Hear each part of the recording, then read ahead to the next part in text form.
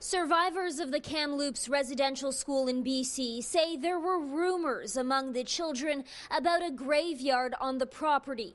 That was proven to be true last week when the remains of 215 children were found in a mass grave.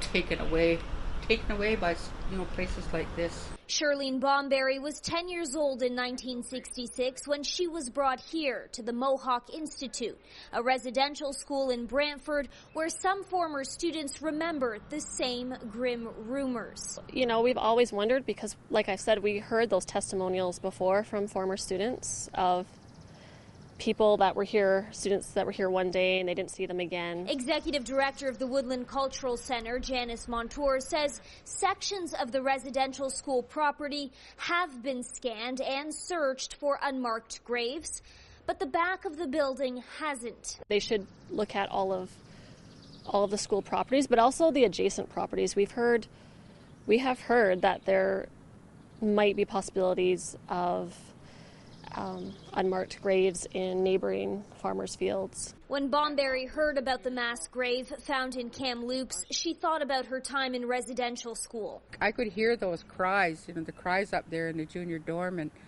and because I cried too. Stripped of their clothing, their culture, their family, forced to assimilate and endure physical, emotional, and sexual abuse. It's estimated that about 150,000 Indigenous children attended residential schools.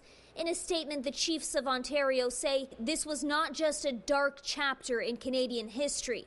This is genocide against Indigenous peoples across Turtle Island. There were so little and they're so far from home. Exactly how many died, we might never know. Today, little moccasins and teddy bears were placed on the steps of the old institution in Brantford, where children went hungry and suffered trauma that has been passed down through generations. Bomberry says she was hit for telling her teacher she was sad. And then she just hit us. Just hit. Right after that time, I didn't speak about my emotions at all. The last residential school in Canada closed its doors in 1996. The pain still fresh. The organizer of the vigil today in Stony Creek says reconciliation is nothing but a buzzword these days. We can't reconcile without truth. And these graves of these children that are found is a reminder of the truth. Bomberry says it's taken decades, but she's finally taking back what was stolen from her. I'm 65. It's a lifelong journey for me. I reclaim my power. I reclaim my power because it's empowerment. I'm not going to wait for, apologies or anything like